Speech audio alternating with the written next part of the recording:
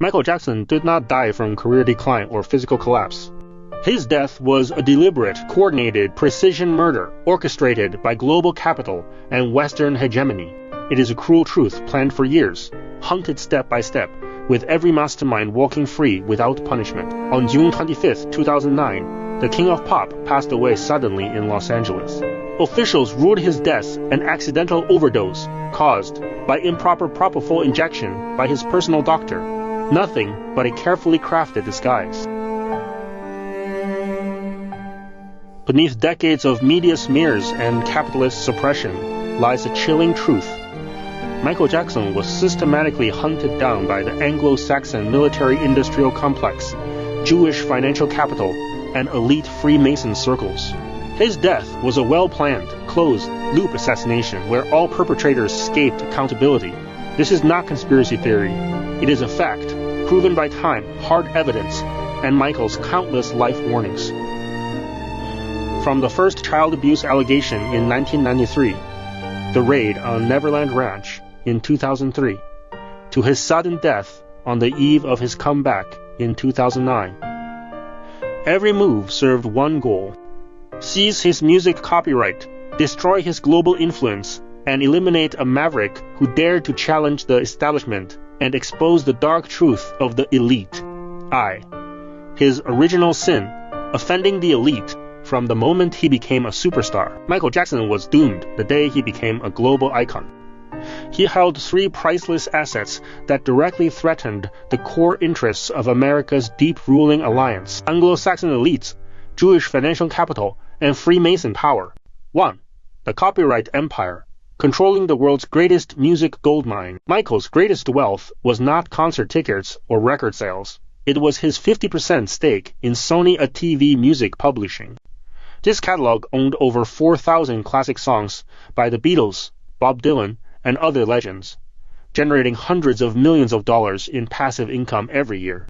It was the most lucrative treasure controlled by Jewish-dominated global music capital. In 1985, Michael bought the ATV catalog for $47, $5 million, snatching half the music empire straight from the hands of financial tycoons. He once said angrily, "All they really want is my copyright." To Wall Street's financial elite, Michael was unforgivable. He refused to be controlled by capital. Instead, he controlled capital himself. That alone made him a dangerous rebel who had to be eliminated. 2. Cultural subversion, shattering racial hierarchy and undermining white elite rule. America's social order is built on Anglo-Saxon white supremacy, keeping black and minority groups at the bottom forever. Michael Jackson completely broke this rule. As a black man, he was worshipped by every race worldwide, white, black, and Asian alike. His music, dance, and style united global youth, dissolved racial division, and awakened the pursuit of equality among ordinary people.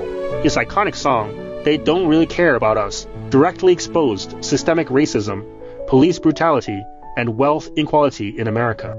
Major mainstream TV networks, MTV and VH1, immediately banned its music video. It shattered the elite's lie of democracy and equality and showed the world America's dark underbelly. To the white ruling class, Michael was a cultural nuclear bomb, one they had to destroy. 3. Anti-war and peace advocacy, refusing to serve the military-industrial complex. The core profit of the Anglo-Saxon military-industrial complex lies in war, hegemony, arms sales, oil control, and global exploitation.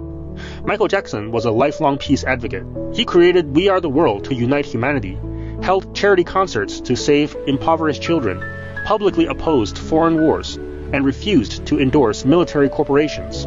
In the post-9/11 era, when America was swept by war hysteria, Michael's anti-war stance made him labeled unpatriotic by the establishment.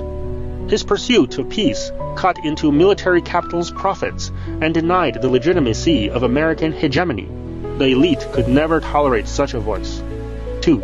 The 30-year hunting plan, from smear and isolation to lethal elimination. The elite's persecution of Michael was no impulsive act. It was a precise 3-decade strategy. Media character assassination first, then legal frame-up, followed by financial strangulation, and finally physical elimination. Every step was coordinated by capital, mainstream media, and the judicial system. Stage 1 to 1993. the first abuse allegation, the start of media lynching. In August 1993, Evan Chandler falsely accused Michael of abusing his young son Jordan. With no solid evidence and no witnesses, Jewish-controlled mainstream media flooded public view with negative coverage, branding Michael a pedophile overnight. The truth soon came out. Evan Chandler was a professional extortionist aiming to blackmail Michael for money, backed by hidden financial manipulators.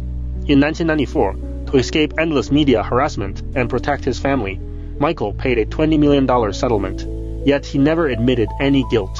This was the elite's trial run. They realized they could destroy Michael's reputation at will through media manipulation. The false pedophile label haunted him for life, with media always highlighting negativity while ignoring proof of his innocence.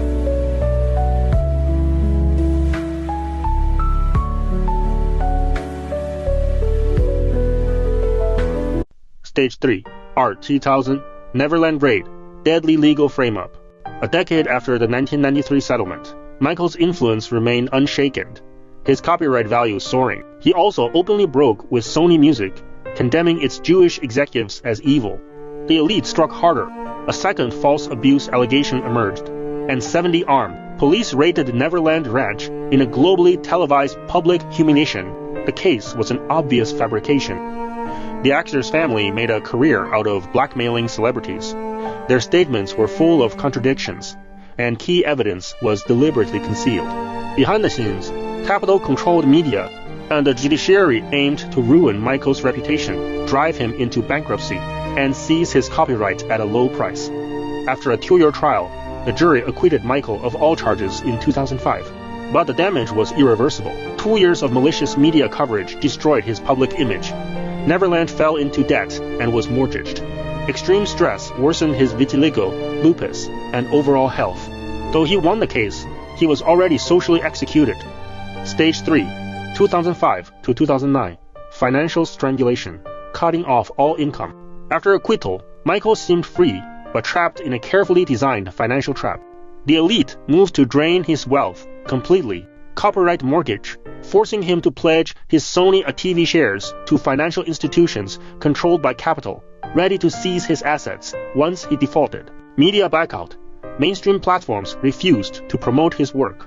Concert offers and commercial endorsements vanished entirely, leaving him with no income. Medical destruction. Years of public humiliation and mental torment, paired with deliberately induced drug dependence, destroyed his health. Severe insomnia, chronic pain, and a weakened immune system left him reliant on sedatives and painkillers administered by his personal doctor. Michael warned the world repeatedly, "There are powerful people who want to get rid of me. It is far bigger than the government. They can make my death look like suicide or an accidental drug overdose." He knew his life was already targeted by capital. Death was only a matter of time. Stage 4, 20年9, Vaccinated on the eve of his comeback. In 2008-2009, Michael prepared his final comeback, the This Is It residency. 50 sold-out shows in London's O2 Arena. It was his only chance to clear debts, redeem his copyright shares, and regain his freedom and voice. For the elite, his comeback was unacceptable. A successful tour would restore his wealth and influence, even exposing their hidden conspiracy. The final assassination was set for June 25, 2009, the critical peak of his concert preparation. Hard proof of murder, not accident, but executed by design. Officials blamed Conrad Murray's medical negligence, yet overwhelming evidence proves it was a premeditated, organized, targeted killing. 1. Doctor assigned by capital. Murray was not chosen by Michael. He was forced upon him by AEG Live, a corporation controlled by financial elites, taking direct orders from hidden bosses. 2. Lethal drug overdose. Murray stockpiled massive doses of propofol, a powerful surgical anesthetic never meant for insomnia. The drug concentration in Michael's body was multiple times the fatal limit, far from simple human error. 3.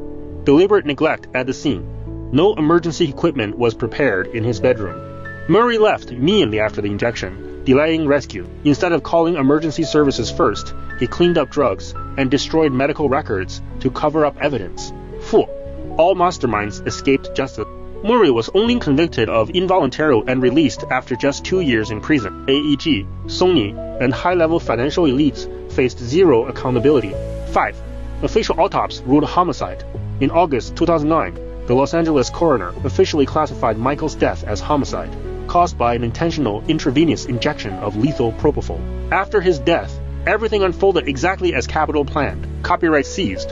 Sony and financial groups bought Michael's remaining music shares at a rock-bottom price, fully taking over the world's most valuable music catalog. Legacy exploited. Estate agents placed by Capitol profited massively from unreleased songs, concert footage, and merchandise, earning far more than Michael ever made in his lifetime. Slander perpetuated.